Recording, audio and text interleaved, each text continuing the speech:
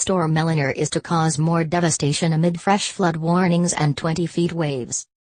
The UK and Ireland have been left counting the cost of the storm after winds tore a destructive trail across the country and plunged thousands of homes into darkness. Heavy rain and ruinous gusts of up to 100 miles per hour swept across England, Wales, and Ireland. Trees caused injuries when they fell on moving cars in several separate incidents.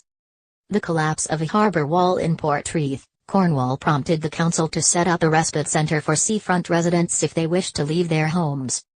It is feared there could be greater risk posed to the properties without the defence of the wall, which lost a 30-feet stretch to crashing waves, once high tide arrives just after 6 p.m. As the storm bore down on the UK and Ireland, tens of thousands of homes and businesses suffered power outages. They included 55,000 properties in the Republic and 20,000 customers in Northern Ireland.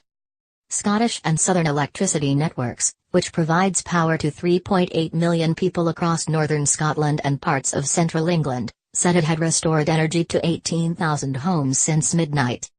The distributor added that 700 households were without power for more than 6 hours and there had been 37 high-voltage faults.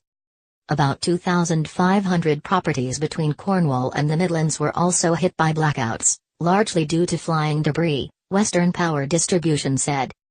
A yellow warning of wind was extended for all of England and Wales, most of Northern Ireland and the Scottish borders until 7 p.m. on Wednesday after an amber warning was put in place for the early hours. Met Office forecaster Ole Claydon said, "It has left some pretty strong winds in its wake still.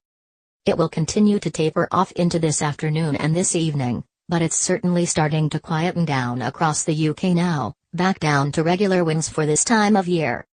The Met Office previously said gusts of 100 miles per hour were recorded at Great Dunfell in Cumbria at 1 a.m., while wind speeds reached 90 miles per hour at Orlock Head in Northern Ireland on Tuesday evening. Gusts up to 89 miles per hour were recorded on the Isle of Wight at around midnight, while in Northolt, northwest London, speeds of up to 73 miles per hour were detected and 77 miles per hour gusts were recorded in High Bradfield, South Yorkshire.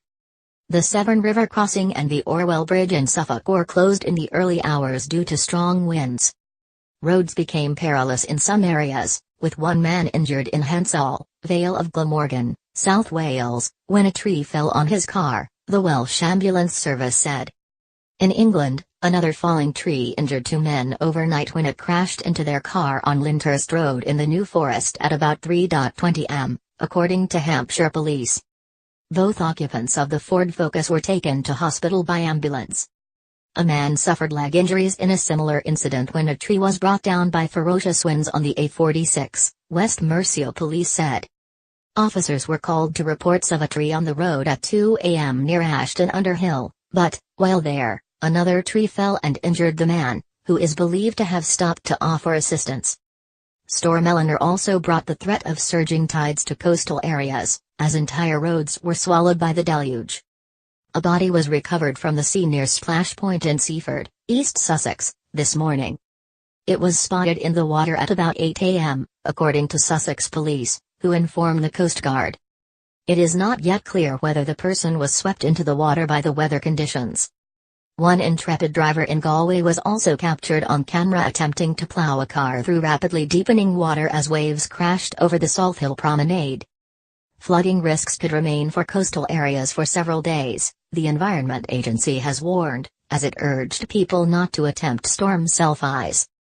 Flood Duty Manager Neil Davis said, "As the unsettled weather continues, large waves combined with high tides could lead to coastal flooding over the next few days, particularly in the west and southwest of England.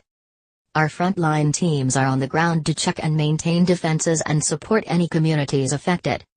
We urge people to stay safe on the coast, take extreme care on coastal paths and promenades, and don't put yourself in unnecessary danger trying to take storm selfies." The Environment Agency still had 13 flood warning issues at about 3 p.m. on Wednesday, along with 111 flood alerts. The Thames Barrier was being closed to protect London from flooding. Rail passengers were not spared the disruption either, as services including one of the main routes into London were affected by the weather. Overhead wires between Hayes and Harlington and London Paddington were damaged by the storm, forcing journeys to be delayed. Similar incidents were reported nationwide as rail workers were scrambled to clear debris from the tracks.